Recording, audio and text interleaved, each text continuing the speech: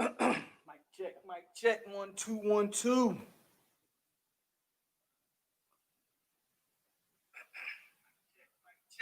2 1 2. All right, let's get it in.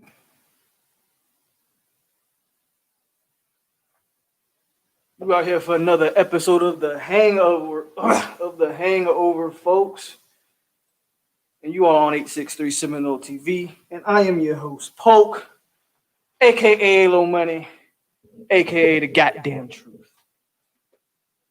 Let's do the damn thing. Beat Notre Dame. It is Notre Dame week.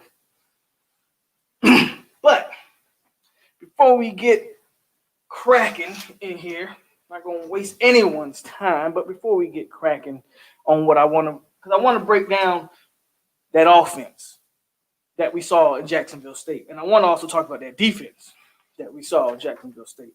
But before we do that, I'm going to hit these news and these notes first. What's going on around FSU? Shout out to everybody who's in the chat so far. I see Tyler, what's up? Monet, what's up? Tyler, I already said Tyler. One Tribe 5, Donald Peterson. So shout out to everybody who's in the chat so far. But we finna get it cracking, and I'm gonna start off with these news and notes, and then we'll get into the real meat and potatoes of this video, of this live discussion. First and foremost, Cyrus Fagan is no longer on the team. After getting the start in place of the injured Travis J on Saturday, he is no longer on the team for unspecified reasons that I don't know. If anybody else knows, please feel free to share it in the comments or whatever. Don't know the reason, but here's the deal. Laybourne, Grant, DJ, Trayshawn, Bolden, McKitty, Juwan Williams, Jay Williams, Mike Arnold, Jamarcus Chapman, and A.J. Litton is all the fat that Norvell has cut off of this team so far. Those are all the guys who have either transferred or been dismissed from this program. We got to understand this as a fan base, folks. Understand this, Seminoles. We can't ask for change if we don't understand what comes with it. I see a lot of people complaining about more people leaving. We can't have the change we want if you don't understand that people are going to get left by the wayside. You got to trim that fat. You have to. You got to get the good out and bring the bad. You got to bring the bad out and get the good in here. Cut the cancerous cells. And I'm not saying all those guys were cancers per se, but if they don't want to be here, we don't need them here. And I don't want to hear or see people complaining, oh my God, everybody's transferring. That's a good thing. That's a good thing. Believe me, this is freeing up tons of scholarships for the next recruiting cycle. You won't see the results of this type of thing this season, or maybe even, for the most part next season. But this is the type of stuff that's going to build the program out. But I believe it's a good thing. So be patient, and we'll see what's going on. Jalen White was scheduled to commit this Saturday, has pushed his recruitment back. His top 3 is Florida State, Florida, and Purdue. I don't know if that's a good or bad news for Florida State. I kind of feel it's on the good news side. I think he was leaning towards Florida.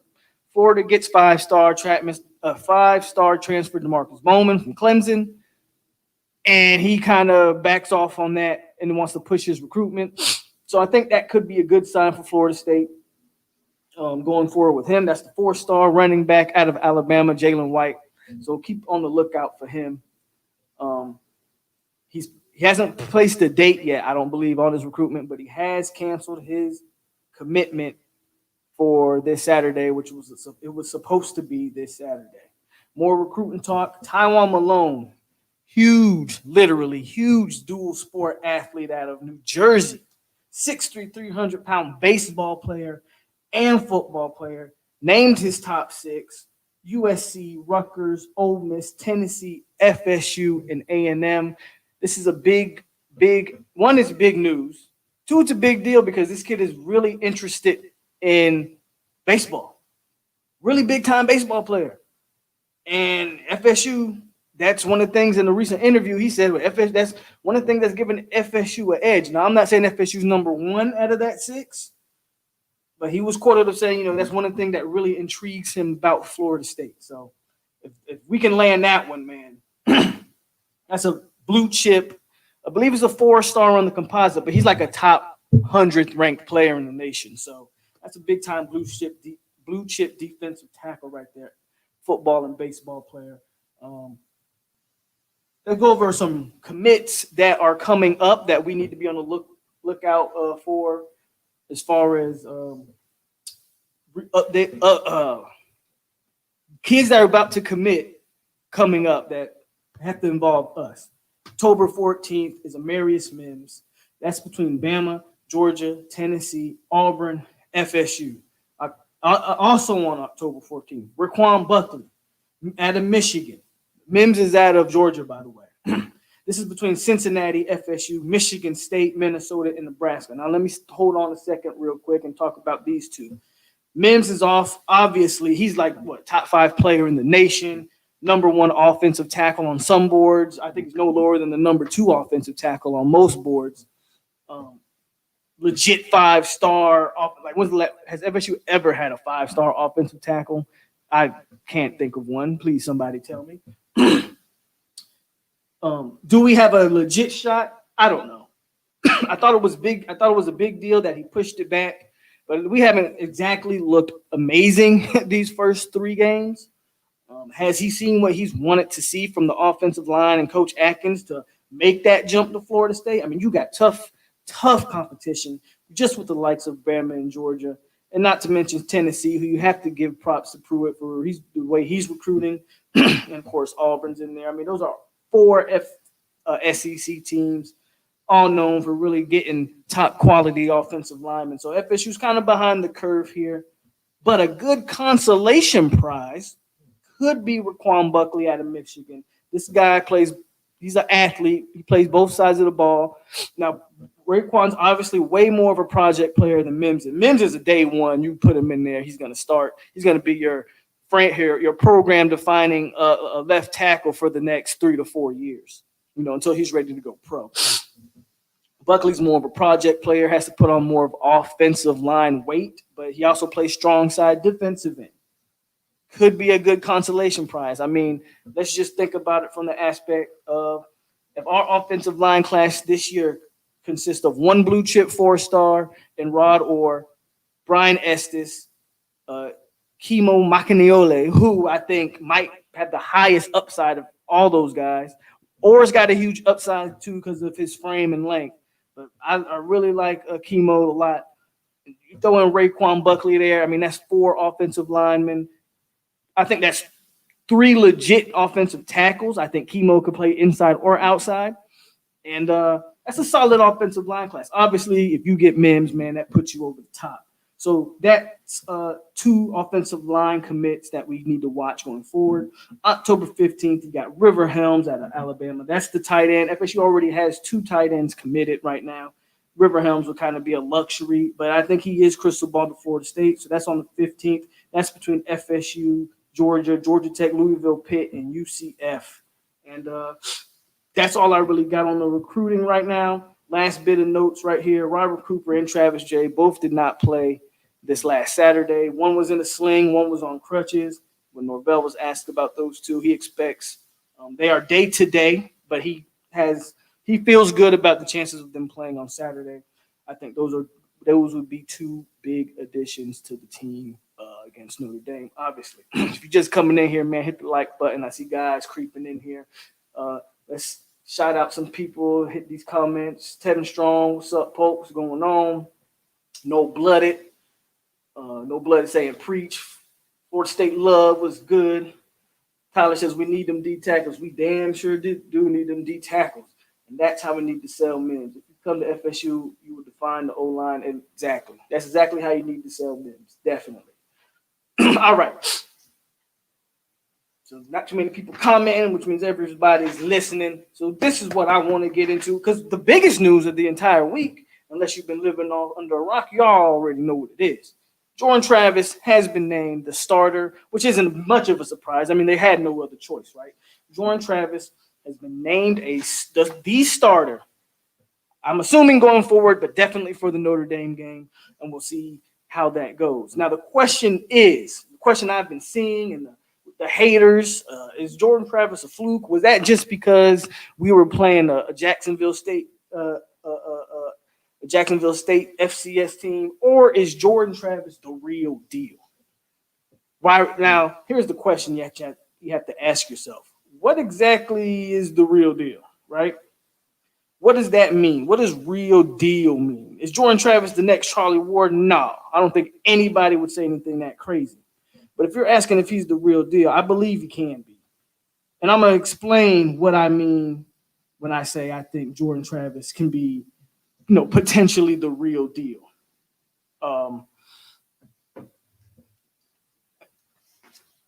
I think he can be a very successful college quarterback.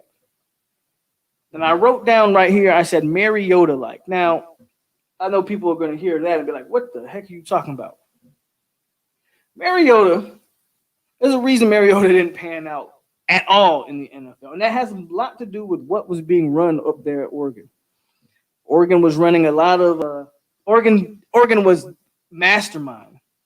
Chip Kelly was a mastermind of getting his receivers in open space, Mariota having huge windows to throw the ball to, and when he had nothing else, of course, Mariota could run. Now, why do I throw Jordan Travis in that? I'm going to show you here in a minute, but also, if you do a proper game plan around Jordan Travis, I believe you can be very similar to a Marcus Mariota type. I'm not saying he's going to be a Heisman. I'm saying get your receivers in open space, let the playmakers make the plays, and as we know, when all else breaks down, we're just going to run. But you're going to see exactly what I'm talking about here. And that which is what I want to show you guys. You're going to see exactly what I'm talking about. Because I want to break down a little bit of what Jordan Travis, and not even just Jordan Travis, what the offense was really being successful at with Jordan Travis at the helm, and why was it so successful? Give me a minute. Well, let me exit that. I do that. All right. Tell me how that guy, that looked good for you guys. I'm going to make it bigger here in a second. Give me a minute. All right. So let's go all the way to the 7:34 mark. Let's watch this play and what exactly happens on this play.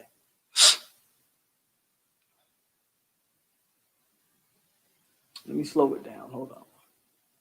I don't want to miss it. So we'll slow it down to about 0.5. Right here. Now this is what I'm talking about. This is what I want to show. This is why I believe you could have a Marcus Mariota type, or just the fact this is the modern day triple option. Now, if you don't know what you're seeing, or if you don't know what I mean by that, there are literally three options here on this play. Obviously, you have the handoff. Right here, Jordan Travis is reading this defensive end. He's reading this guy right here to make him determine, is this guy going to play the back or play himself? But what you also see, you see the bubble. You see this receiver down here, bubble screening out to the flats, which is a great possibility as well. Now, on this particular play, he decides to keep it. And again, I don't want to rewind it too. Dang it, I think I might have rewinded. Okay. Don't want to rewind it too far, but it's hard to do this like on YouTube. He keeps it. Right here, he keeps it. Now, he's going to keep it, and he's going to work his way up in here for the first. He could have threw it out here, man, and it looks like that play goes for big yardage. That type of vision, that type of execution is going to come better and more often with the more he gets playing time, the more they do this in practice, and the more they game plan around him. This is stuff we were not seeing with James Blackman in the game. Now, this play only goes for what? 3-4 yards. I mean, he picks up the first right here, but you see what I'm saying when I say the options. We had a guy out there in perfect wide open space that really he could have broke that open. That comes with more repetition, man. That's going to come with more experience. Let's go to the 8-minute mark.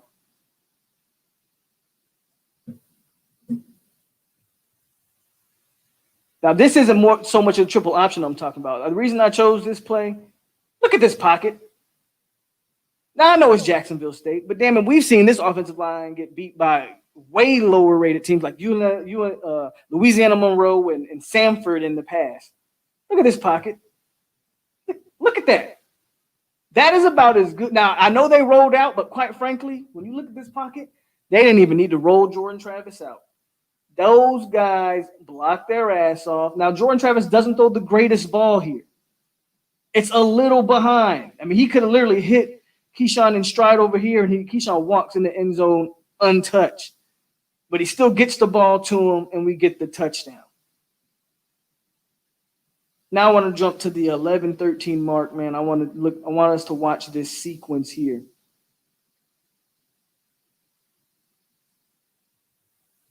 You see, just so you see how differently the game looked with a quarterback who not only was confident, but was really being game planned around his strengths. Here we go.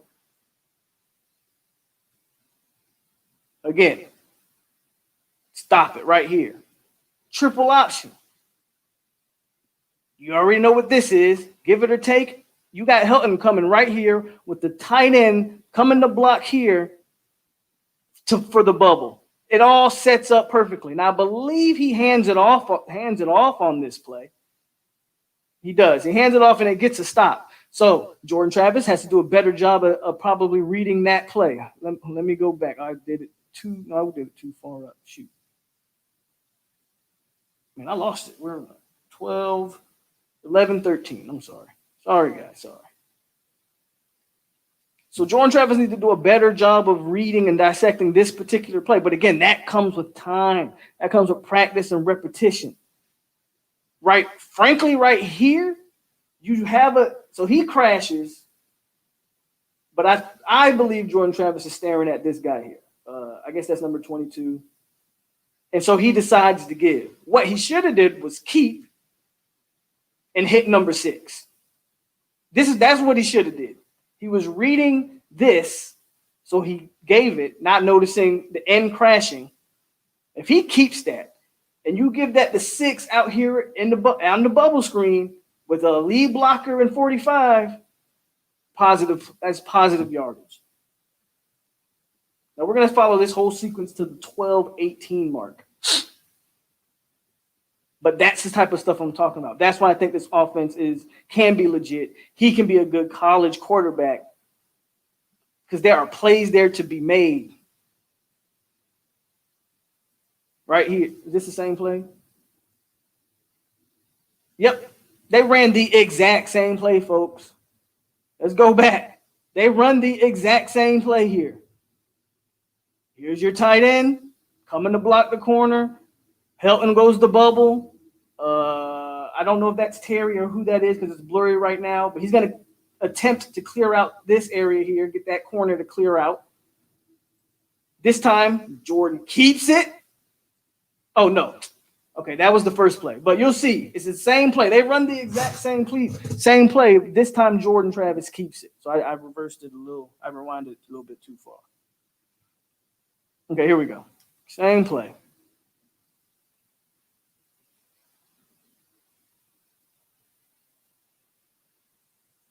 Bam, exact same play. Looks exactly the same, don't it?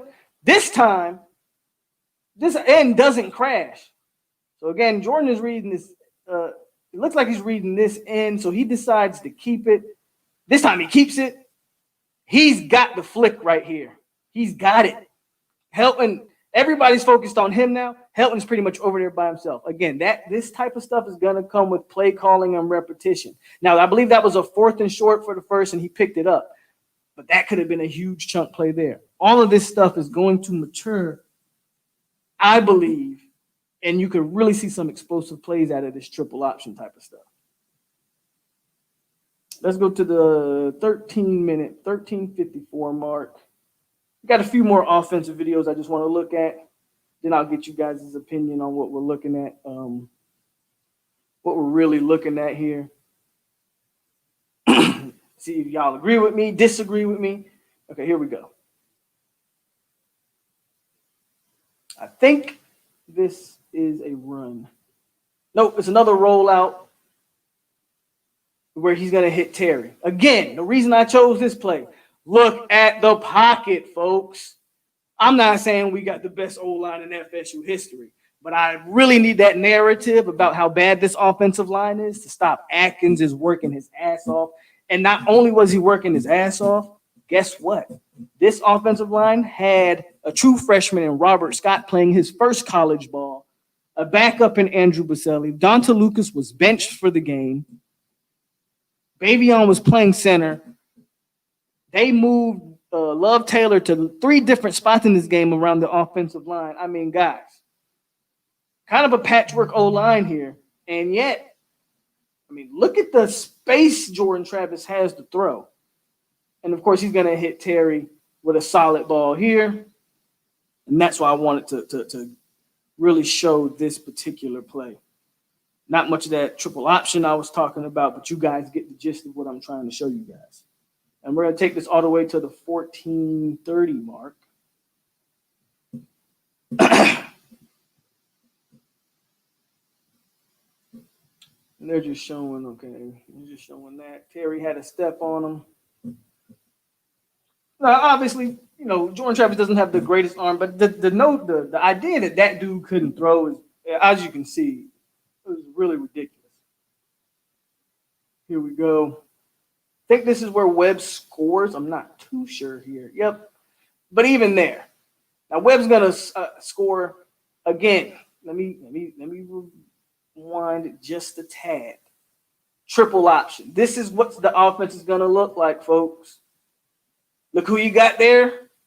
Who's that? Is that Helton? I don't know. I can't see it. That could be Helton. That could be Toafili. I'm not too sure who this is right here on the bubble screen. But again, you're reading. You got these receivers that look to block and clear these guys out. And, of course, you've got the run, the keep-give option here. He gives it. And Webb's going to go in with the spin move, with Michael Jackson with the spin move, and he hits the touchdown.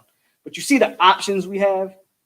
I'm telling you, that's going to get perfected with more practice and better execution. We could just be seeing the start of what this offense could look like. Quite frankly, this guy should have been a starter from day one. We could be where we probably wanted to be had he started from day one. Let's go to got two more to show. So let's go to the 16-minute mark or the 16:28 mark.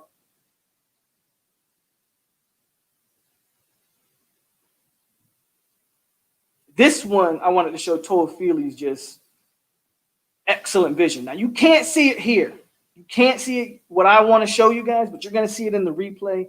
And you see Toafili's start and stop ability. This guy's, I think Toafili's going to be the next special running back here at Florida State. I really do. Once he gets some weight on him, get some more strength in those legs, you have a nasty little running back right here. But what I really want to show is here. Now, they're going to draw these circles and lines, but what you want to see is what I want to show off is Toafili's vision, because there's no hole here. There's no now. Bavion does a solid job. Now Bavion's going to get initially beat here. Bavion does a solid job of still competing with the block and pushing the D tackle out of the play, but the hole is not here. And the second it opens up, Toafili hits it like it's been there the whole time. Look at this right here. There's nothing there. And 93 is all but about to swallow Toafili up. Bavion does a good job of pushing him out the play. And as soon as that hole hits, wham, step, start. Toafili's got the vision, guys. He's got the vision and he's got the feet. He's got the vision and he's got the feet. So that's why I wanted to show that. We've got a lot of things to be excited about Toafili. Got a lot of things excited about the way they're going to game plan this offense. I hope what they're going to do going forward. More of this triple option spread. It's nothing but a modern day triple option out of the spread. That's honestly all it is. Now let's go to the last video here. Is what I'll go to, and then we'll hit the comments up and get everybody's opinion. Hit the like button if you're listening to if you listen to this right now, we're at the 1924. Okay, here we go. Last play I want to pay attention to. Again, you see it. What do we got here? Guy leading on the outside. We're getting ready for a block. Here's your pitch man. Now he's gonna read. Do I give? Do I keep? He decides to give. I believe that's Corbin. Corbin gets a little solid run here. I mean, come on, man. Come on, guys. You see what this offense has a chance to be. I don't want to. It's not a fluke. It's called proper game calling, proper play calling, proper game plan, scheming around the strengths and weaknesses of your quarterback, of your players. If you do these things, I'm talking over another play I wanted to show. We're going to go all the way to the 20-minute mark. Hold on. If you do these things, man, you can be successful regardless of the opponent. This was a good game to break out this type of offense on. This is what you're going to see a lot more of too. He keeps. He finally hits the pitch man in there. Pookie on the outside. Nobody's even around him because they know Jordan Travis is going to run. He finally hit him with the pitch, which, you know, little sideway pass. But those type of plays, man, is what you're going to see going forward from this offense. That's really me wanting to talk about Jordan Travis. Really what we have going forward. I think we have something to be excited about. Something that we should have been running. If we ran this offense right here against Georgia Tech, what do we got? Come on. Do we win that game or not? Somebody tell me. And then right here, when you're not going to run triple option, quick pass, quick decision making, man, that's good stuff all the way around. We run that type of stuff against Georgia Tech, we win that game. So, you know, somebody tell me, and what I'm saying wrong, or do y'all not see it, or what? You know, what are we talking about? Let me hit up the comment. Let's see if anybody in the comments. Concrete Hardener, what's up, Polk? Loving the clips. Thank you, man. Kills a L. You learn as you play. The more you do it, the more you execute, the better and more crisp all those plays we just watched is going to get. O-line looks miles better. Our linebackers are just not. We're going to get to the defense. Scott Norman, good to see you. We are going to get to that defense. Don't you wait. But I really wanted to talk about that offense. CJ was holding on. Giuseppe, what's up?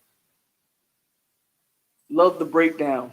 I'm going to start calling you Coach Pope. Don't call me that, but hey, I just try my best. I mean, again, anybody disagrees with what we're looking at, please feel free to tell me if you see something different than I see. But you're watching those plays develop as they happen, and it's just a multitude of options out there on the football field. And we have a quarterback who's actually capable of doing those things. I'm kind of excited to see where they go with it. We look substantially better on certain aspects of the game. You can see improvements, especially on the O-line and special teams. I like those sideway pitches. They get positive yards, which is what we need. Because if you can just attack the edge sometimes, right? Even on the plays where the offensive line may break down, just attack those edges. That's when you get playmakers in space and you can do something. The new offense is very dangerous. If once they get it right, everybody's comfortable in it, and they start executing how it's meant to be executed.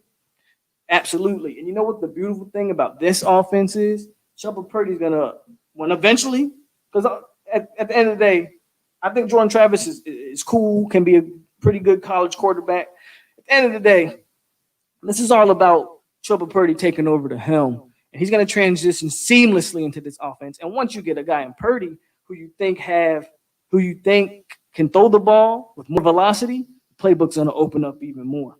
So I like it, you know what I'm saying? I wish we would have been running this offense from the jump. The mix of run pass option in this offense is great. Instead of having James Blackman drop back 43 times in a game and you only run the ball with your running backs 20 times like you did in that Georgia Tech game, you give us a game plan like this.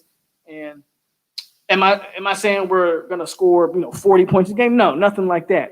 But you're gonna consistently move the ball. You're gonna put points up, whether it's field goals or touchdowns.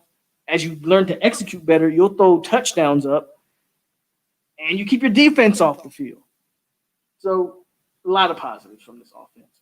Jared Marshall's a team has potential. We've been preaching all they have to do is play hard, and we showed in the second half of the game. That's why it was so frustrating. Loving the clips. Thank you. Giuseppe says having a competent offense will substantially help our defense. We won't be able to field as much, and you can exactly perfectly chewing up the clock is really what I want to talk about because I don't know this. I'm gonna look it up right now. But I know we want to blame 52-10 on that defense. But what was the time of possession in that FSU Miami game? What was the time of possession? Because the offense couldn't do a damn thing.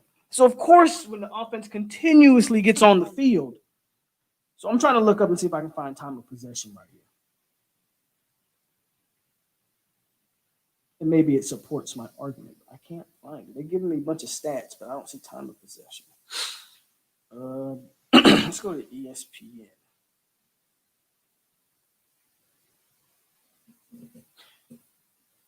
Because I guarantee you, Miami probably was on the field like a whole 10 minutes longer than us or something crazy. I just have a feeling. So I just want to find this real quick. I don't mean to stall the stream. But if I don't look it up now, it's going to bother me. I want to know what the time of possession was for that game.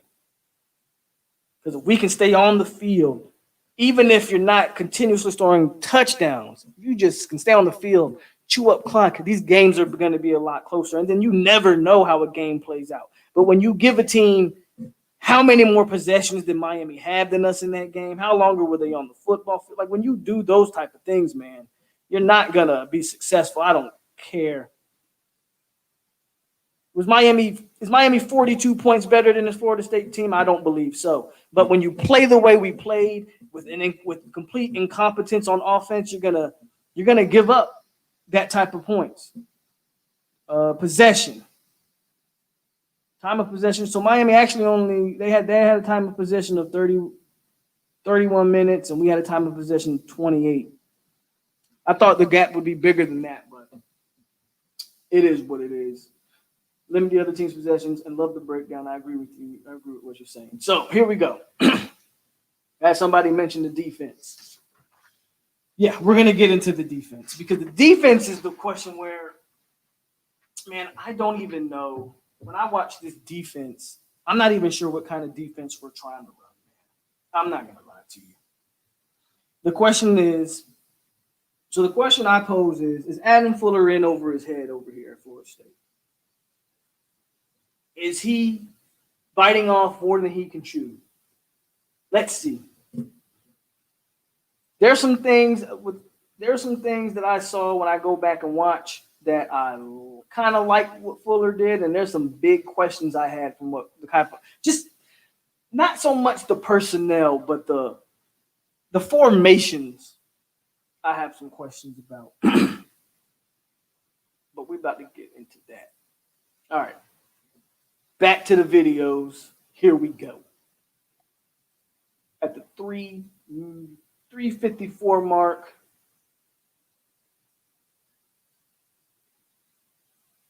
Okay, we'll just start at 3:55 because it doesn't matter.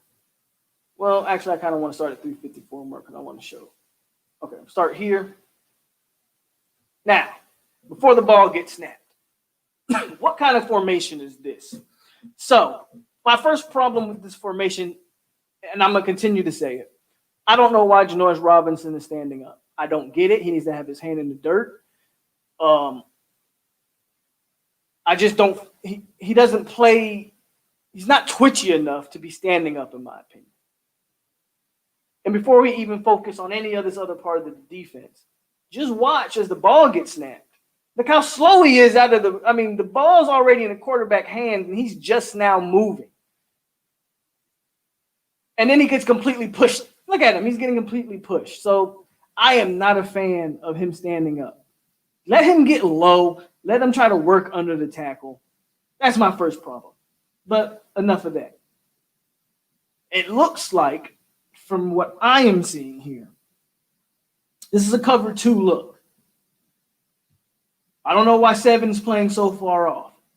And they have 26 in man. which it looks like man, but I believe it's a cover 2 look, but 26 is in press. Linebackers are going to all be in zone coverage, and you have 2 safeties over the top back here that you can't see off screen.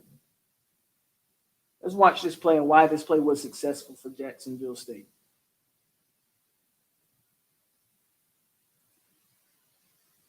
Now, first and foremost, if 7 is up on this receiver, if he's up on this receiver, 33, you're going to see 33, which is Gainer. You're going to see him bite hard on the in route that's being ran, which is going to leave the slot receiver wide open up the seam.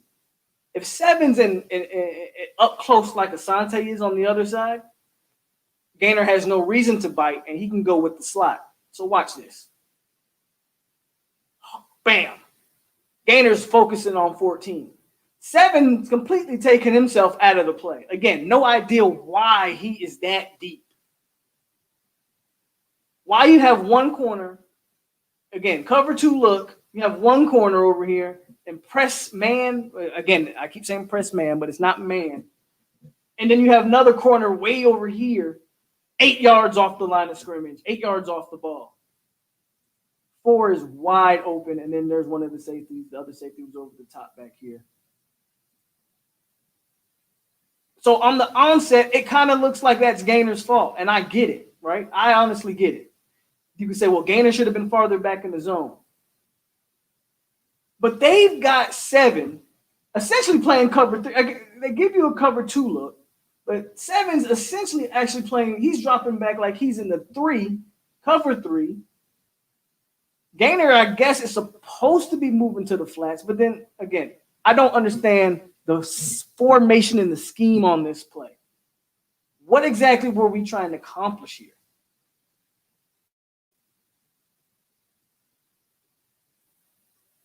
So that play I don't understand.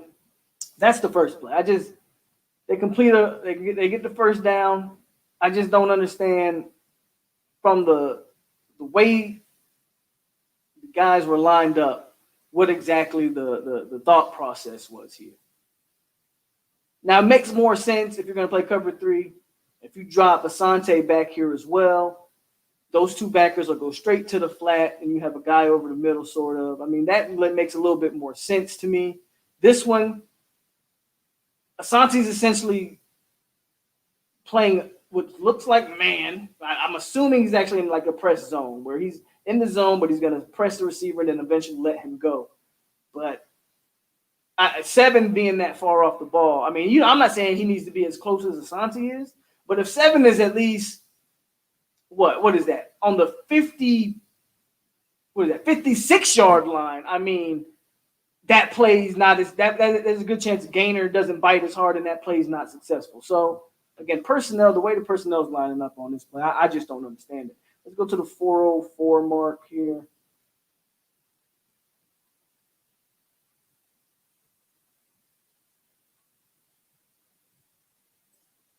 Okay, here we are. 404. Again, looks damn near the same. This time they have Josh Griffiths, but look how low Josh Griffiths is in his stance and how high Rob plays. But, whatever. That's a freshman and a senior that you shouldn't even be really comparing, but that just shows the difference in how he's playing and how J-Rob plays that same position. Looks very similar, right? You got 2 high, cover 2 look. Again, you got Asante in his grill. He's playing, again, 8 balls off the line. So I guess it's a cover.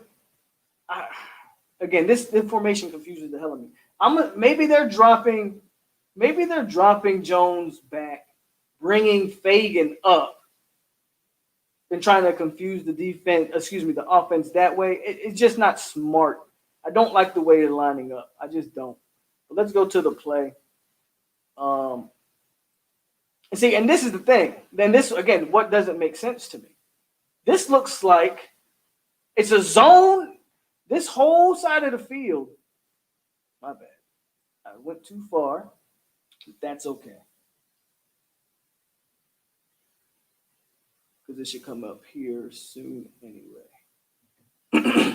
This whole side of the field over here, man, is in zone. Asante is in he is in man coverage right here. Whole side of the field zones to that side. Now this is actually good coverage. To me, that was a bad call. Asante Samuel had his head around the entire time. They were both pulling on each other, and that was just good defense in my opinion. I didn't see the pass interference. I thought that was a bad call. I thought it was good defense.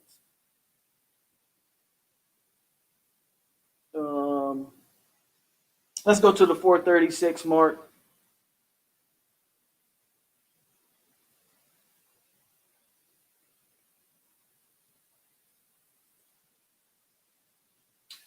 Yeah, and this is this is the play they get the touchdown on. Now I want to show you how bad Dix. I'm not gonna give him a pass here because the smarter play before I show it would have been for him to push.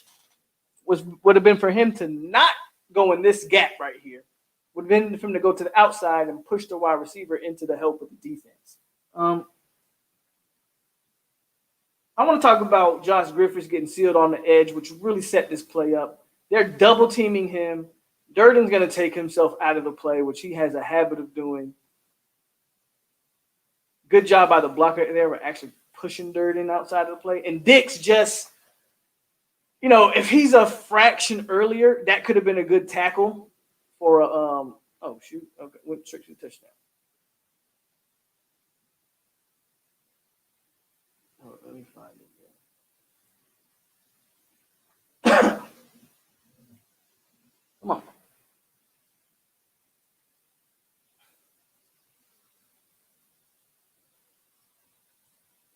Now, Dix is kind of late here to react to the play, which makes me think that maybe he was spying the quarterback on this play. If he's a fraction of a hair, I would say about a second or two earlier, that could have been a good tackle for loss. He shoots the gap when he probably should have actually pushed it over here to the outside and forced the running back, impeded his progress, maybe forced the running back inside or forced the running back to make a play on him and beat him one-on-one. And, I mean, there's nobody over there on the edge. Asante, as much as he is good in coverage, run stopping is not his best ability.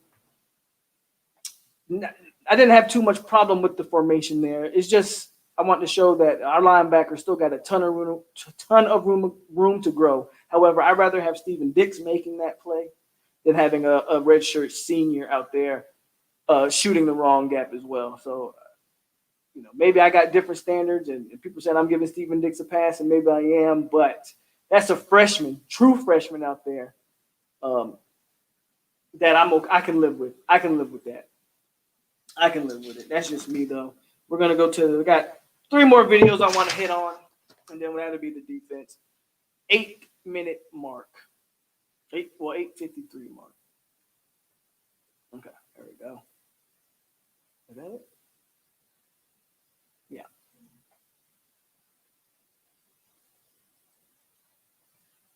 Let's start back. First,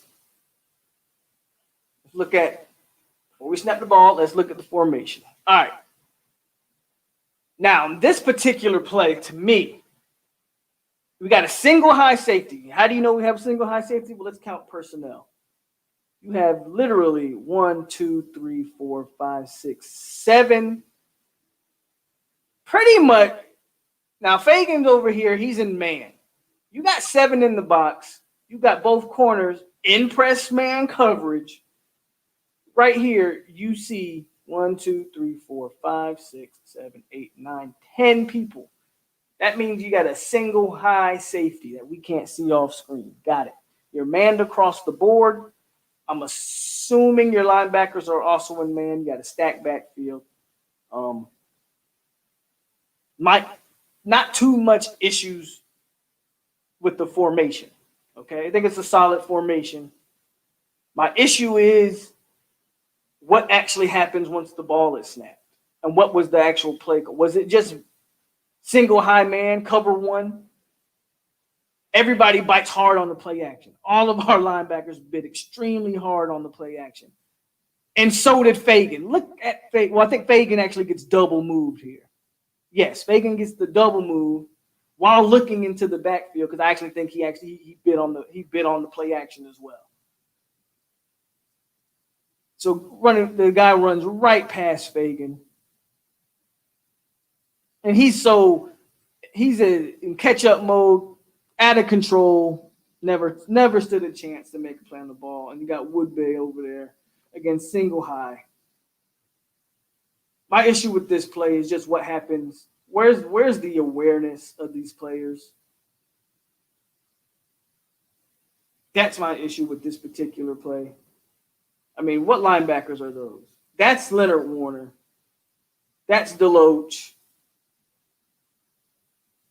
And I can't even tell who that is. But you got a senior linebacker out there.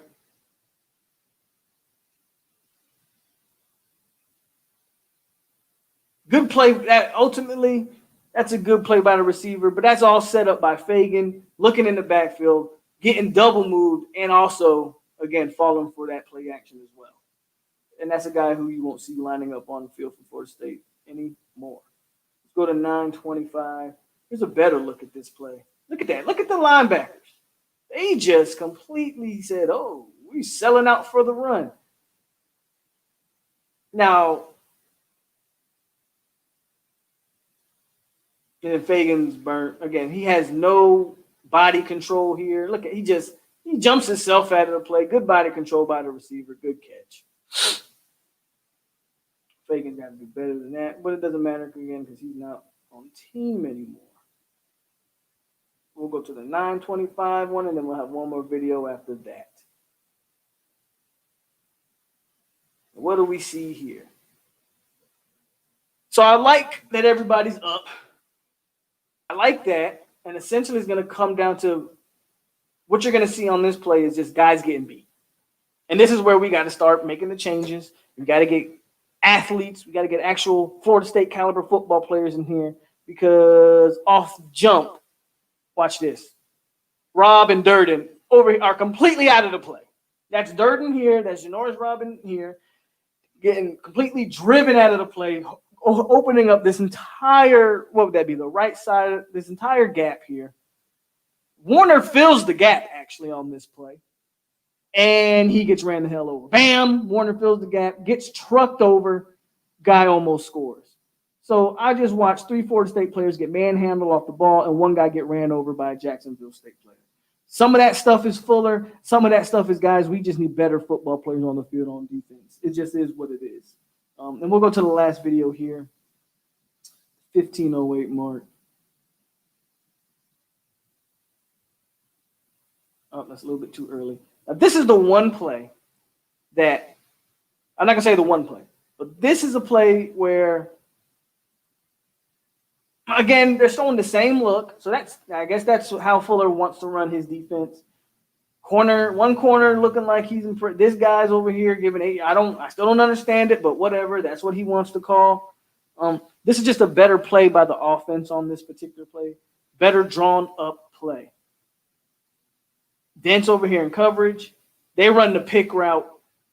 Now, what you would want here is better communication between, I believe that's Emmett Rice and Akeem Dent here.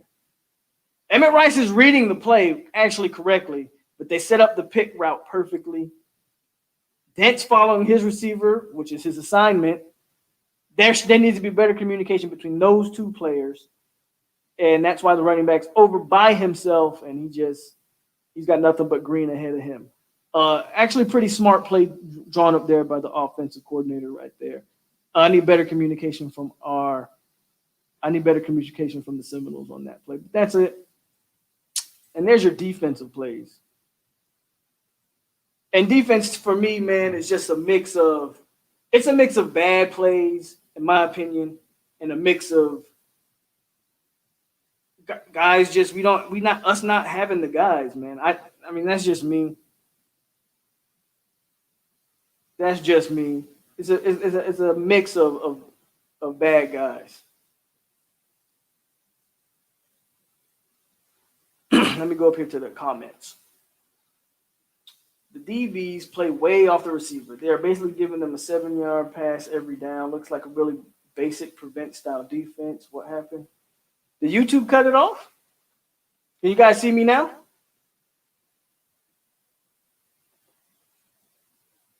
Did my stream get cut off or something? That's messed up. The ACC Digital Network.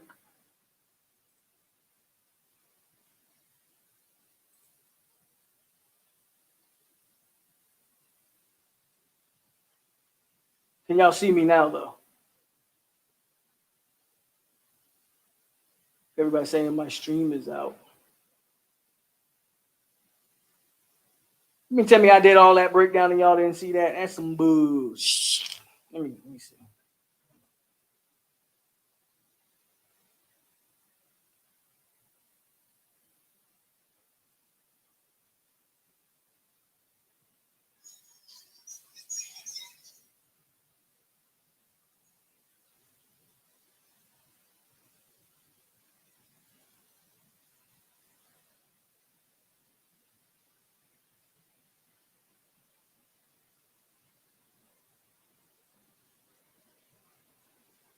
Well, that's that bull. So I lost everybody because I didn't know it was out.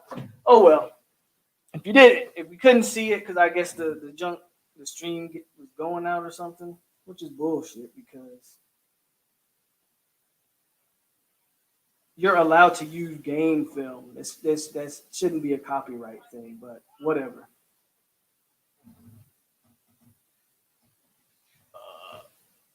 If it's copyright, I'll just have to dispute that because that's not copyright. That's not copyright because I'm allowed to Fair Use Act. I'm allowed to use Fair Use Act allows me to use game film as an educational or news reporting, teaching, all that shit. So they try to get me. I'll dispute that one. I should be able to use game film. So whatever. It is what it is. Basically, man, all I was saying was, hey, Adam Fuller does some formations that I'm really not a fan of, and defense, we're lacking some real playmakers on that side of the ball. So it is what it is. I lost half of the stream pretty much due to the copyright crap, which sucks, but it's all good.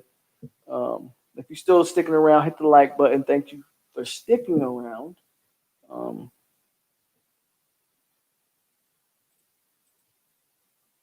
Giuseppe says it was out for about 4 or 5 minutes. That sucks. Oh well. Life goes on. I'll finish up on some Notre Dame stuff, and then we'll go and then that'll be pretty much be it for me here today. Another Tuesday night show for myself. This one apparently didn't go as planned because YouTube wants to play stupid games with its content creators, but whatever. Can we beat Notre Dame? I think we're catching Notre Dame at maybe the perfect night. And maybe Notre Dame hasn't played much football. They've been dealing with this COVID situation. So can we beat them? I think we're catching them at a time where we can definitely give them a game. Again, game plan the offense around Jordan Travis and his strengths. If you do that, I think you have something to work with. Game plan around Jordan Travis and his strengths. Game plan around defensively. The defense, they got to figure something out. The defense has to figure something out. I'm not a fan of the looks we give offenses. I'm really not a fan of the looks Adam Fuller throws out there. But also there's some plays I see that can be made, and we just have guys not making plays. So I think it's a mix of both there. It's a mix of Adam Fuller, and it's a mix of just the players. Maybe Adam Fuller can get the right guys. Who knows? I'm starting. I tend to believe Fuller may be out of his element here. But hey, what do I know? maybe he gets a couple of his guys in there, or, and that defense can turn around. So I think it's going to be, put it like this, man. I think if FSU has a chance, I think this is going to be a shootout type of game. That's just what I believe. I don't believe we can win. I don't think we could win a low scoring game. Just my opinion on that. It's going to be tough. If we're going to win, because the defense hasn't shown me a reason to believe that they can keep it a low scoring game. The defense hasn't given me a reason to think that, hey, we can stop a Notre Dame a few times.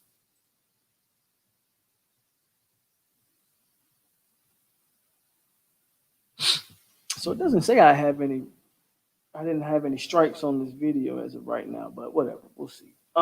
So until the defense gives me a reason to believe that they can actually get a few stops against a competent team, like now they buckled down against Jacksonville State, but again, that's Jacksonville State. Defense is more about your athletes. Offense is more about your execution and what you're running. At least that's how I look at it, right? I think offense, you don't need necessarily elite level athletes on an offense if you can game plan, draw up the correct plays, and catch your defense at a position, right? The offense can be schemed and tailored around your players. Defense is more about just kind of having guys better, right? Just having the better players. At least that's how I look at it. So I think I think we may be catching them at the right time. Giuseppe says Fuller like he's playing basic prevent.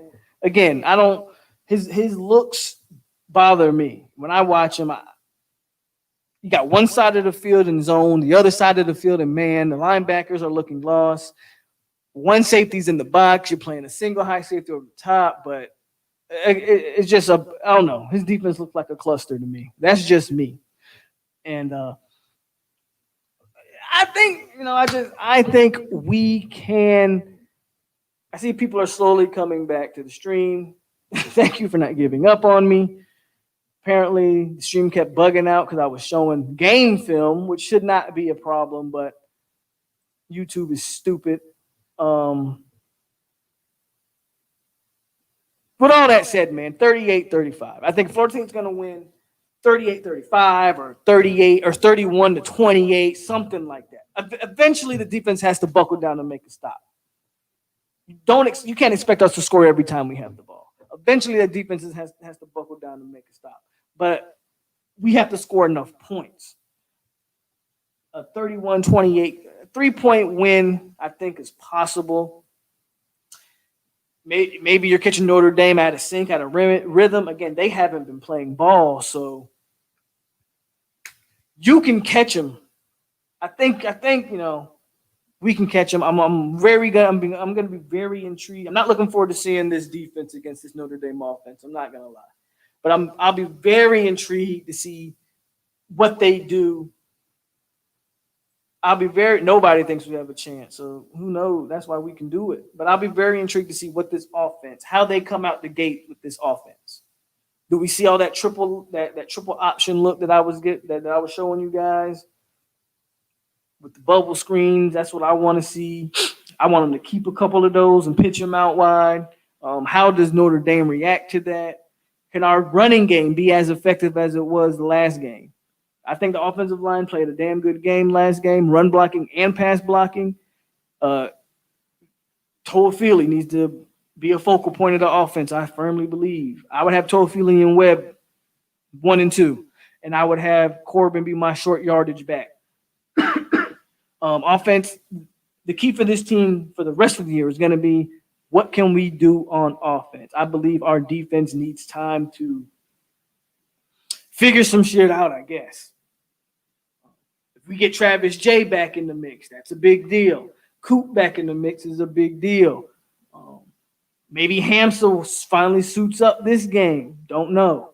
I don't think so, but there's a lot of things I think that can go in our favor for this game. Our offense needs to help the defense for us to keep it close. Even on drives where we don't score, we need to get a few first down run. I agree. Gets a few first downs. Even if you don't score, you can pin them deep with a punt. Can't get touchdowns. Let's get field goals. If the offense can sustain drives long enough to run some time off the clock, I think the defense can have a better showing. At the end of the day, we got to put up some points. This is a big game for Norvell. You know, I know the Jacksonville State game didn't start off how we wanted it to, but ultimately it ended up how we thought it should have ended up, with not really being a contest. I mean, honestly, the defense really only gave up what? 2 touchdowns? Yeah, because one was a pick six, so the defense really only gives up like 2 touchdowns and a field goal. The defense really only gives up 17 points.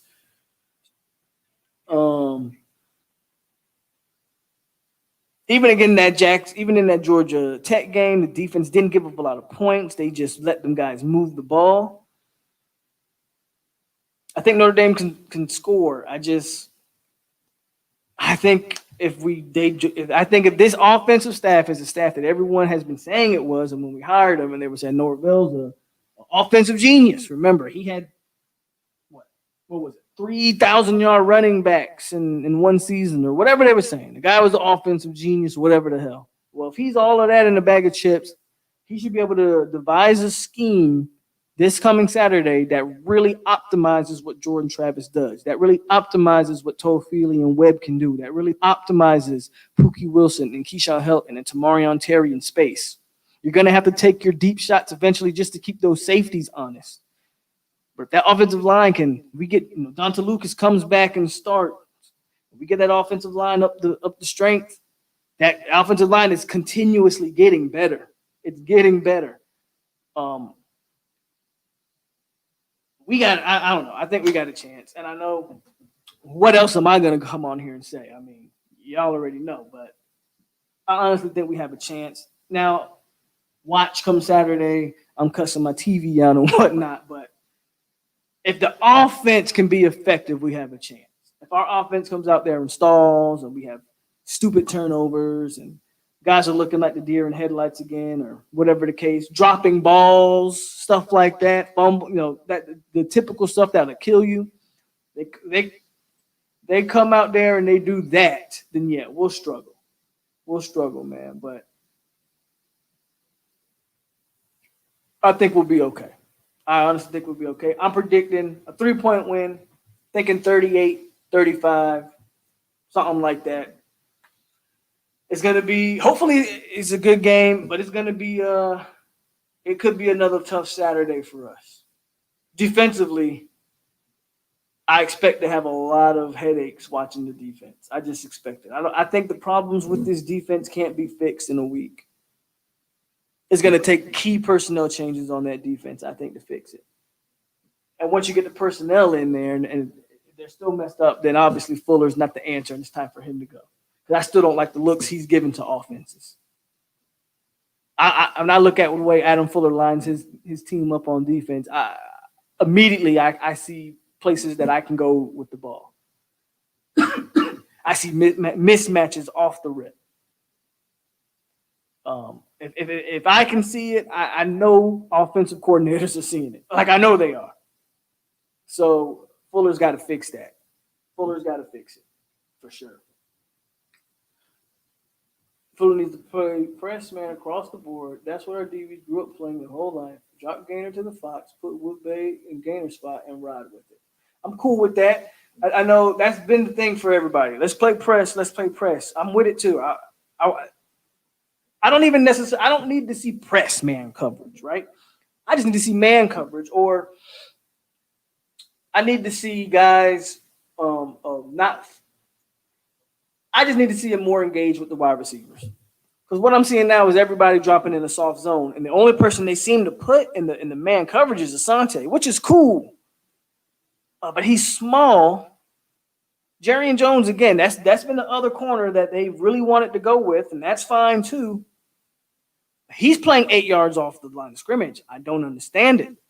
As soon as they snap the ball, that entire side of the field is open. So, excuse me. It's just the looks. I don't like the looks Fuller gives. And then some of the plays, I think, have been the right calls, and guys just haven't executed as well. But I really don't like the looks that Fuller's given. I think this team will play better with Jordan at QB. The man plays. Now, that's true, too. That is completely true. One thing that is not accounted for, that you really can't account for, what Jordan Travis really does, is his confidence level. That confidence level breeds more confidence. Guys start getting involved in the game and feeling energized, and they ready to go because they see this quarterback out here scrambling and making guys miss, and he's rolling out of the pocket, pointing downfield, improvising on the run, throwing darts on the run. Like he did all of that against Jacksonville State. He's gonna have to do those same type of things against Notre Dame. He's gonna have to, and receivers are going to have to run open for him. But I do believe he brings that certain level of confidence as well. I think he's not the deer in the headlights that James Blackman was, and he's not the deer in the headlights that, quite frankly, Tate Rodemaker was in his first start. But that's expected to be from a guy like Tate, who I never thought was ready anyway. But we're on the Jordan Travis train right now. We'll see how far we can ride this. Hopefully we can ride this all the way until Purdy's ready. And even then, you know, if Jordan Travis is doing his thing, no need to rush Purdy in there. No need to rush him.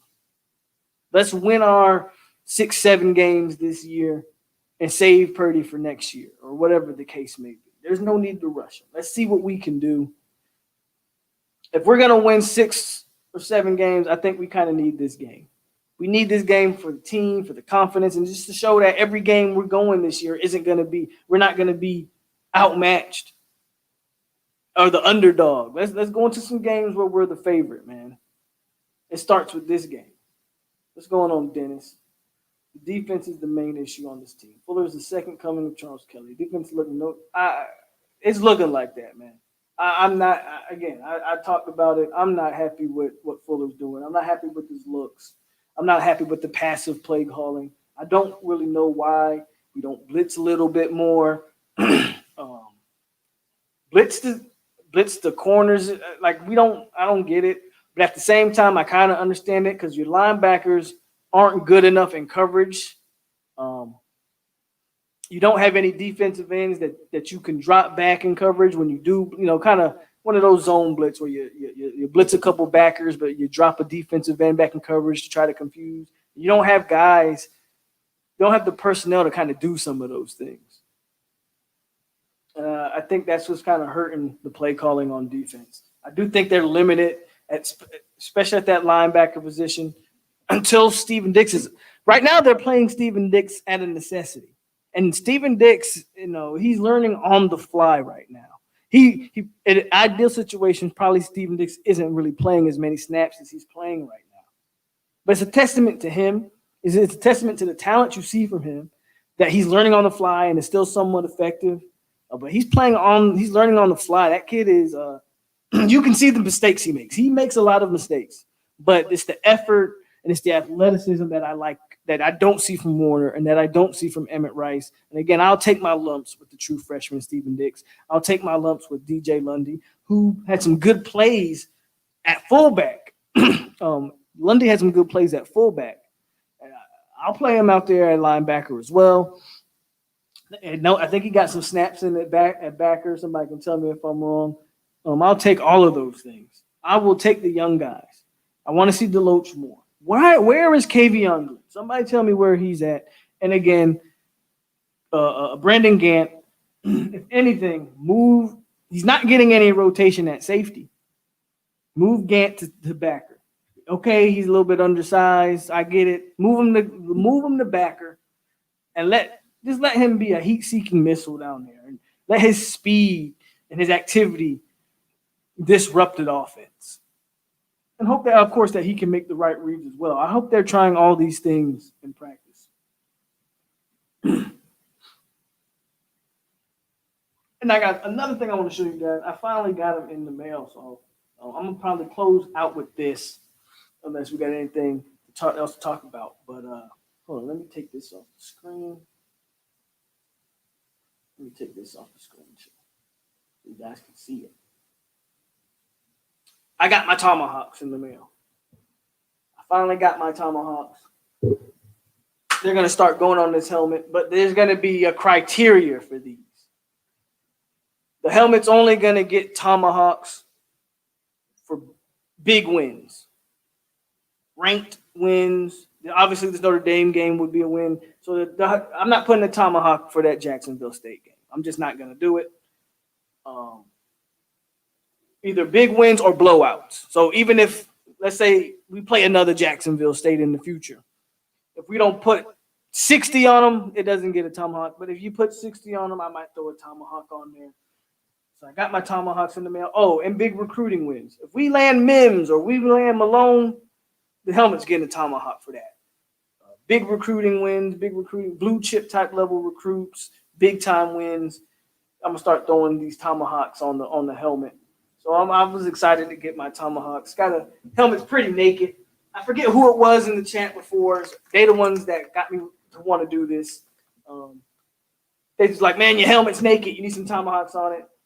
I ordered the tomahawks. They didn't come in time for the start of the season, being all the way out here in Hawaii.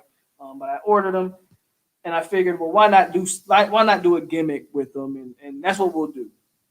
Big time moments in Florida State. We'll throw the tomahawks on the helmet. It's a solid little show. I guess we had a problem during the stream of it cutting out. That was unfortunate. But thanks people who stuck in the chat, stuck in the show. And also, everybody, give your prayers out to Coach Bowden. He tested positive for COVID, and he's 90 years old. So let's all pray for Coach Bowden that he can be with us a little longer. Well, hopefully a lot longer, but let's all pray for Coach Bowden. Send your prayers out to Bowden and his family as he tests positive for COVID. So I want to put that out there. As a Seminole family, we should all be praying for Coach Bowden. He is the reason why we are who we are. Let's be honest. He built this thing from the ground up, and without Coach Bowden, there is no Florida State football. And so rest up, Coach Bowden. Get your strength back. Beat this stupid pandemic, this stupid COVID. So prayers out to him. And thanks everybody for tuning in. That's going to be it for today, I think. I don't really have much else. Everything I was really talking about was done in the videos, and I wanted to break those down. So unless anybody else got something, I'll stay on a little longer if we just want to talk about whatever, different type of topics, because I've only been on a minute 18. So I'll stay on a little longer. If anybody wants to kick it and chat in the chat or whatever. And if not, again, I'll stick around, and if not, I'll close it out. Let's see what we got. Scott says, I'm like you. I can live with freshmen making. Yeah, I can live with the freshmen. I'd rather see the freshmen all day. I can't live with my redshirt seniors out there whiffing on tackles and shooting the wrong gaps and just looking lost in the sauce. Talk about the tomahawks. Thank you, Raymond. Always, every Tuesday, we're going to lock this down. Hopefully, it's just going to get bigger and better. And hopefully, my stream doesn't get cut off in the middle of it because of stupidness. Do we have a chance against Notre Dame? I think we got a chance, man. Look, they come out here, they run the right type of offense, man. I think we got a chance. I really do. Now, do I think, nothing's ever a given. Are we favored? Obviously, we're not favored. I need to see what the line is for us. I don't know how many points underdogs we are. But we got a chance, man. I don't know. North Carolina had a chance last year when they played Clemson down into the wire. Like, we have a chance. They come out, they got it, but we have to have execution. We have to have the right game plan. You come out there looking sloppy and all of that, then no, you're not going to have it. Come out there looking like you did against Miami, then no, you're not going to have a chance. I expect a better coach football team, better coach offense for sure. Defense, I think we got a ways. Which is so crazy to say because I think we all thought the defense was going to be the strong point of this team going into the season. And it's probably looked worse than the offense. And the offense has been in shambles. But I think now that we got a quarterback, we could be back to where we want to be. President Thrasher and his wife tested positive as well. So prayers out to President Thrasher. I mean, these are older individuals, which has been the real victims of this disease, of this virus. So again, Coach Bowden, President Thrasher, and his wife, um, hopefully they recover. Obviously, we want everybody a part of the Florida State family to recover and be healthy for sure. Thank you. I believe we're a 20-point dog. So there you go. So no one's picking us. They're saying we're a 20-point dog. Shock the world, man. High voltage said 21 and a half. So there you go. 20-point, like you said, 20-point dog. That's crazy. But this is where Norvell makes his mark. You can't always win. Look, how many times has FSU been upset by Virginia or Wake Forest and they were 20-point dogs or something like that? You have to eventually you have to come out here and you got to play football and you got to beat somebody regardless of what Vegas odds say. You know what I'm saying? You're supposed to be Florida State. Go out here and make a statement. Go out here and make a statement. Even if you lose this game. But if you lose this game in competitive fashion, then you're making a statement and you're showing improvement. I'm not here for the moral victories, but I am here to be realistic. I've never been lower than 52-10. I've never felt that way before. And it started off even lower against Jacksonville State. I couldn't believe what I was watching for that first quarter and a half or whatever it was. So there's no way to go but up. Nowhere to go but up. They don't get no lower than 52-10, folks. Against a Miami team that we'll see. We'll see what Miami is this Saturday. I keep thinking that they're above average. Maybe they'll prove me wrong, and maybe Miami's actually really, really good. How they went from a 6-7 to competing against Clemson is going to be interesting to see. But it's going to show that it's possible. But you got to get the right guys in here. Manny Diaz filed Enos after 1 year, if I'm not mistaken. If Fuller ain't getting the job done, get rid of him after 1 year and get another guy in here. You just got to do what you got to do at some point. Check out the similarities of Bobby Bowden and Norvell first year. Yeah, I hear you. The difference and the big difference is Bobby Bowden literally took over nothing. Where's Norvell supposed to have? We were supposed to have some toys in the cupboard for Taggart and Norvell to play with, and it doesn't look like it. Bobby Bowden built this thing from the ground up. Norvell is trying to, and Taggart was supposed to be trying to renovate. You know what I'm saying? POLK. If they go out and play a 3-3-5, then I'm throwing my TV. I don't know why they keep doing the 3-down lineman either, man. I don't get it. But apparently, again, it's those looks that the looks Adam Fuller gives the offense. I can't get on board with it either. High voltage says Miami gets thrashed. I'll be honest with you. There's a part of me that kind of wants to see Miami win, only to see Clemson shut the hell up. Like if Miami can't beat Clemson, then I'm not sure who can. And Clemson's going to go another season in the ACC undefeated. Tired of seeing that. Part of me kind of wants to see Miami go up there. I definitely want to see them go up there and put up a fight. So we'll see. And I don't think Clemson has looked like the best team in the country so far this year. I think that belongs to Bama. I see some weaknesses with Clemson. But I'm not sure Miami can exploit those. I really like to see our defensive line get low and bulldog our offensive line. Clemson. Yep. But they don't do that across the board. Even the D tackles are inconsistent. They'll have a good play here and be pushed out of the play the next play. So the defensive tackles have been inconsistent. Our defensive ends are all but non-existent. And our linebackers aren't good. So, and how many games have Notre Dame played? Notre Dame hasn't played in like a couple weeks, right? They haven't played. I know they played Duke.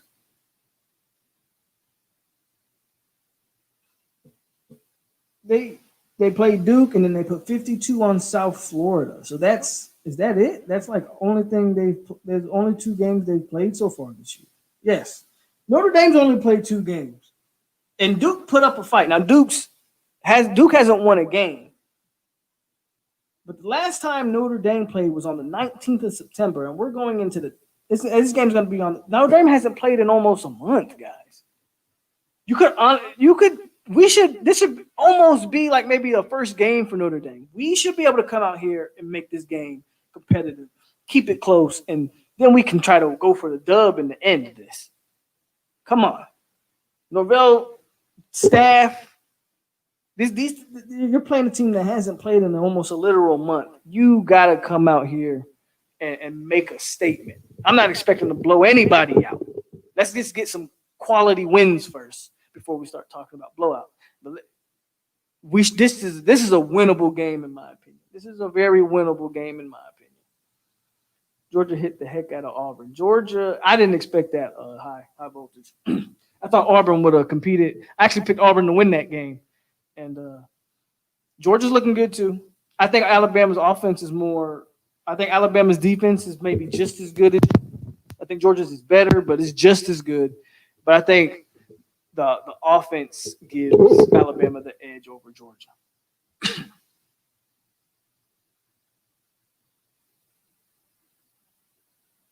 But you're playing a Notre Dame team, man, that hasn't played in a month. Yeah, this is a game that's setting up.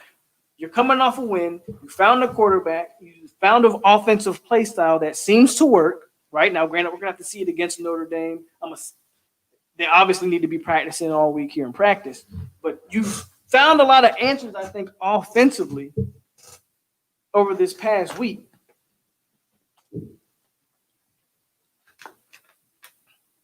And you're going against a Notre Dame team that hasn't played in a month. This game is setting up for you. This game is setting up for Florida State to really take advantage of this and win this game. If we somehow upset Notre Dame, what next for this? If you upset Notre Dame, now your confidence goes through the roof. Now you know. I mean, obviously, to pull the upset, your offense is going to have to be effective. So at least you have an effective offense. Obviously, we're going to have to see in what manner would they win that game. But at least you know you have a quarterback going forward. At least you know you can now compete. Like, there's people that don't even think Florida State can compete with the likes of North Carolina and Pitt and Louisville. Like, let's be real, folks. Are we going to be favored in any of those games? I would say no. But if you go in there and you beat Notre Dame, now your whole season has turned around. Instead of being 1-4, you're 2-2. Going up against the UNC, the Louisvilles, and now you'll be given a shot in pretty much the rest of the games going forward. You can beat Notre Dame, you can beat, I believe, what the remaining games on your schedule. I'm not saying if you beat Notre Dame, you win out, but you definitely are now in a better position. If you beat Notre Dame, that just shows you this team would be 4-1 had we started Jordan Travis game 1. Tyler says we need some major adjustments on defense to win this game. I think we pull it out. I think we put up some. Yeah, and that's my thing is if we're going to win against Notre Dame, we're going to have to put up some points. But I agree. I'm just trying to be optimistic here with my prediction. But at the end of the day, that defense can't get any stops. I don't know. If you can't get stops, if they can't figure out something, if he can't adjust his look to at least try to confuse, because again, every play I showed you guys from what you guys did see, because apparently the stream again got cut out, but every play I tried to show you guys, he gave it the exact same look. He didn't mix up very much. So I'm not really being a fan of Fuller here right now, man. I'm not gonna lie. Fuller's got a lot to prove for me, man. He's got a lot to prove. Because all I'm seeing is a guy who's running a base, doesn't mix up coverages, doesn't do anything, no exotic looks, no exotic blitzes, nothing. Not doing anything. Until he fixes that, man, I don't know what else to say. Defensively, I think it's a mix. I think we just don't have some of our horses or the right guys in the right places. But at the same time, I don't know. Call a defense to their strengths.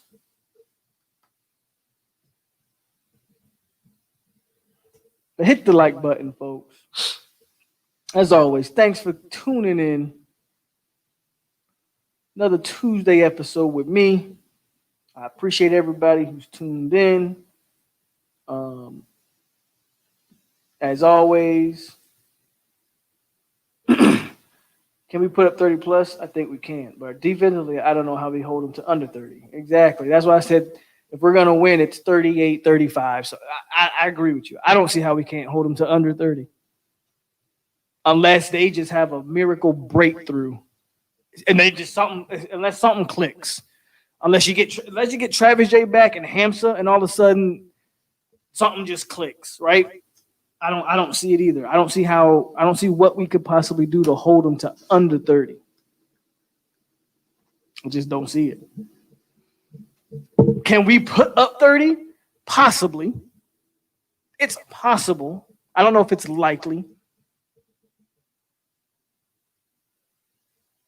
I think with the right game plan, you could definitely start off the first few drives on a positive note and see how Notre Dame adjusts from there.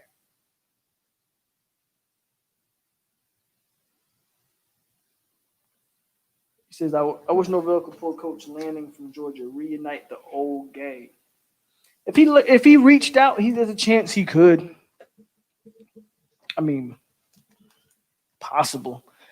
I know he wants to give Fuller the benefit of the doubt, but I mean, we haven't seen any improvement on that defense, which is the issue for me, right? At least with the offense, we saw improvement. Now, we didn't see improvement from game 1 to game 2, but look who we had running out there. Once we put a certain guy in there, the offense started to click. But the defense still didn't really look any better. Yeah, we made stops, but again, just watching it, the defense still didn't look any better against Georgia State, Jacksonville State. It still didn't really look any better. Guys were still late to their reads, late to the ball, missing tackles, getting caught up in rub routes. Like we lack a lot of communication on defense as well. I don't see guys communicating much, and that starts from the backers. That starts from the backers. I mean, the linebackers are the heart of your defense. And they're not communicating what they're seeing at the line of scrimmage. And you can see that. You can see that from this defense. If we can somehow jump out to if we can somehow jump out to like an early lead or something and try to run some clock, that'd be smart too. Expect to go run heavy.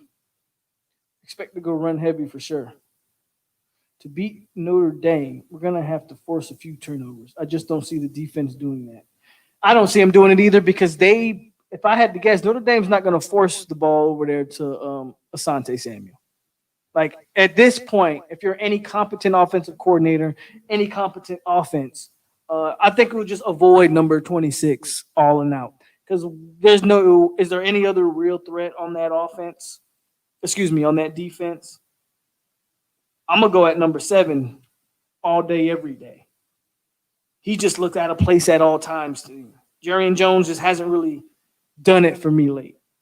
And I'm trying to wonder how long is it going to take for them to maybe throw out the Demore Tate out there. I mean, you got 5-star corner. Like, how long before we see a guy like him? And you want to keep running out Jerry and Jones. So I would just avoid Asante Samuel altogether. I mean, he's the only one that's causing any type of turnovers in that Florida State defense. D-line's going to have to show up. Have they showed up yet? See, when you start talking about the defense, I start getting more and more deflated. Defensive line, I don't expect them to get too much push. DBs, if the defensive line isn't going to get any pressure, those DBs are going to struggle regardless. Now, here's the question. If you're Adam Fuller, how do you help your defensive line out? Damn it.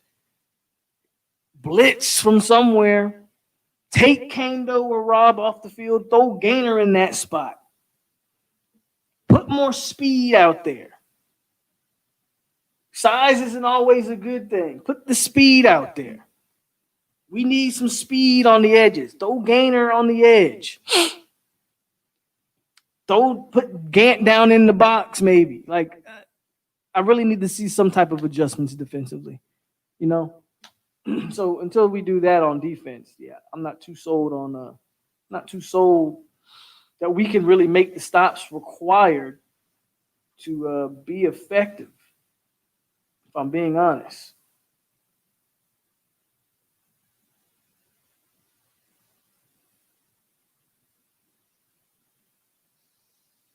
Uh, but that's probably all I got for today. Like you said, man, exotic packages. But the problem is we haven't seen any of that up until this point. That's my real big issue. We haven't seen a lick of that stuff. None of it. What makes us think all of a sudden they're gonna have they been hiding it this entire time and just waiting for to use it against Notre Dame? Yeah, I highly doubt it. Did you hear that Demore Tate might be leaving? I have not heard that. I don't know where you got that from. Who's your source on that?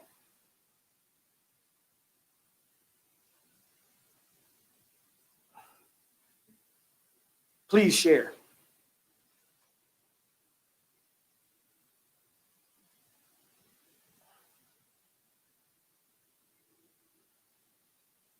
Thank you.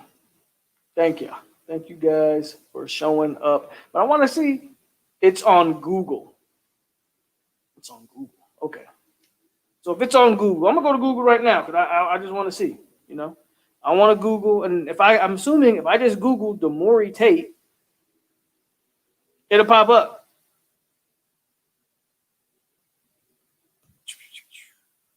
I'm seeing a lot. I see Demore Tate interviews on War Chant. I see FSU signs Demore Tate. Yeah, I don't see that. Yeah, not here to call you a liar, Jay Lion, but yeah, I don't see any article that says Demore Tate's leaving Florida State.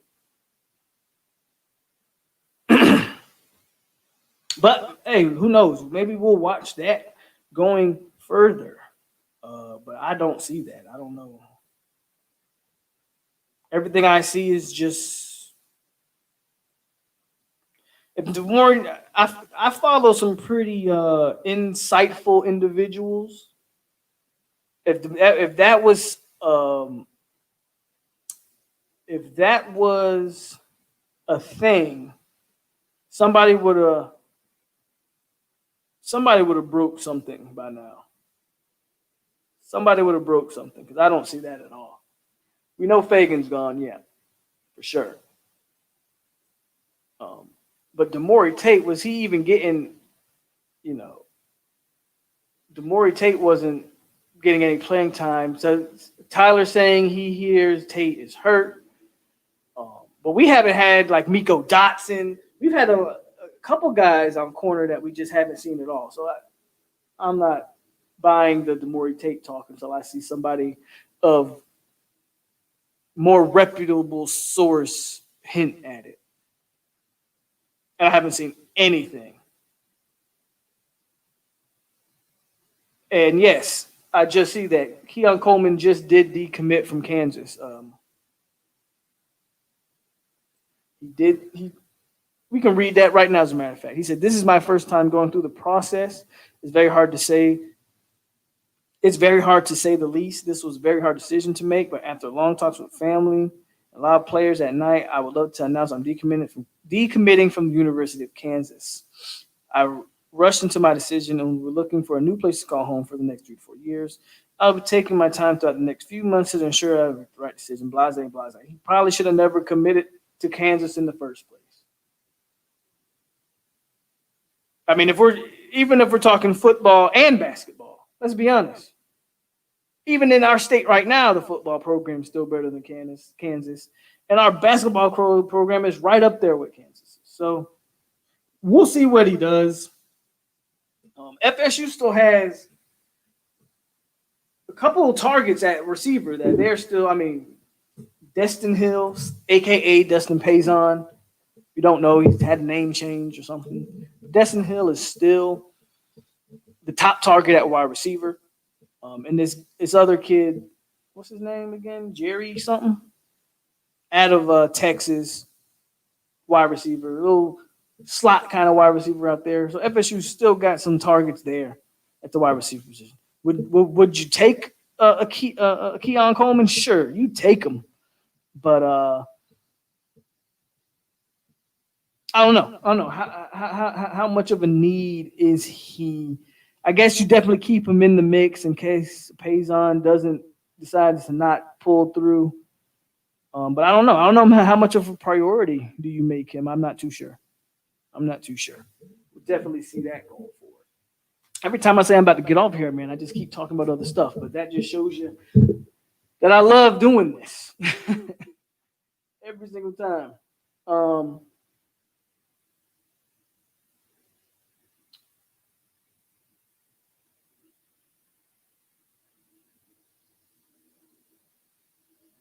What else? Talk. Coleman decommits. I guess there's a so Jay Line came in here trying to start a Demore Tate rumor. What else we got? That's about it, though. That is about it. Every time I say I'm about to get off here, though, so I'm trying to give me some time because every time I say I'm gonna get off of here, somebody comes up and we start talking about some other junk, which is all good. I ain't got nothing to do. Bro, POLK, rumor mill on Tate on 247. Do you have to be subscribed to that or something? I'm not subscribed to 247. Let me see.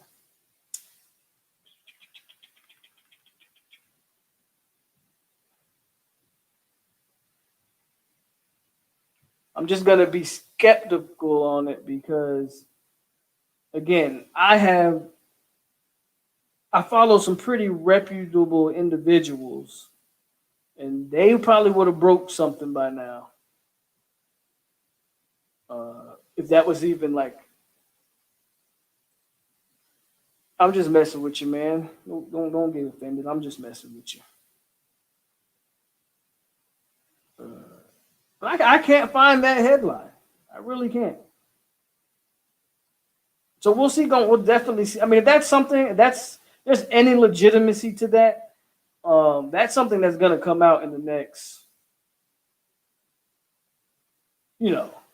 few days. Because Demore Tate was the lone big fish really in last year's class.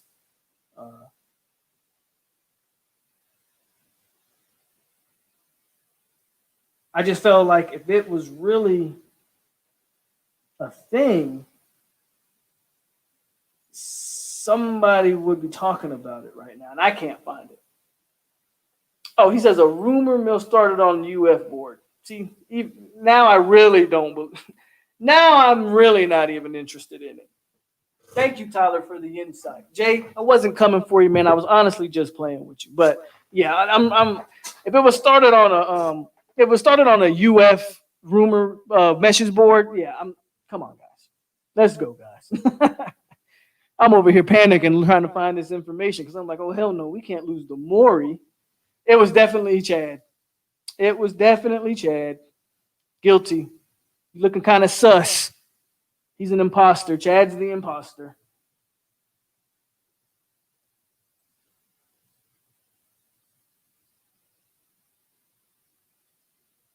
So if they're still interested in him, then that's dope.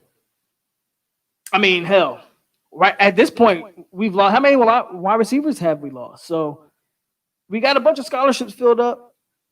Who's to say you can't sign Payson, Keon Coleman, and a little guy out of Texas? I mean, and you already got Malik McClain and Joshua Burrell. I mean, 5 deep at receiver. I'm definitely with it.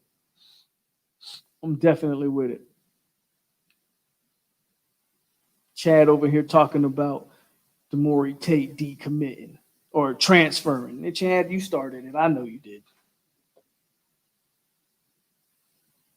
Yes, I've seen some highlights of Burrell. I want to do, because I don't think I ever did a video on Burrell breaking him I did a video on him when he committed, but I haven't break down his film. And I said this when I did a video on his commitment, that he reminds me of a young DeAndre Hopkins. I've been watching his clips from this season, and he is a big. He's got strong hands. I'm gonna break down his video coming up here, maybe this week, definitely sometime in the near future. We're gonna do a Joshua Burrell video for sure. Burrell's been looking good. Luke Altmaier's been killing it over there in Mississippi. So we got some guys, man. As long as we can hold on to these guys, we've got some guys. We could use a quarterback this year. Marco Elam not looking so good. Hopefully they tighten up. No, hopefully they just continue to suck. But yeah, okay, I'm definitely going to get out of here this time, man. Thanks, everybody, for joining in. Good show. We'll keep as we do this, man, and we'll just keep getting better. We're just going to keep getting better as we continue to do this. Go continue to support me, support the channel, man. Shout out to Chad for starting rumors on the UF message board. Start out for J-Line for coming in here with the information and giving everybody a panic. And shout out to Tyler for being the voice of reason. And shout out to everybody in the chat who interacted tonight. See you guys. Again, might do another show not another show. Might drop the Joshua Burrell video this week. Friday, I will be doing the show with T2Y on his channel. Hold up. It should be on my channel this Friday. So definitely tune into that. Me and T2Y will review or we'll preview the upcoming games. We'll talk trash how them Canes going to get massacred by Clemson. You know, all the good stuff on Friday. Then Sunday will be the fallout from the FSU Notre Dame and Miami Clemson. And let's see who has bragging rights, or will everybody in the stream be sad on that day. But as always, stay classy, Seminoles. It's your boy POLK over here on 863 Seminole TV. And we out here. Y'all have a good night. Oh, okay. I might start doing that in the future, Giuseppe. I might start doing that. But you guys have a good night.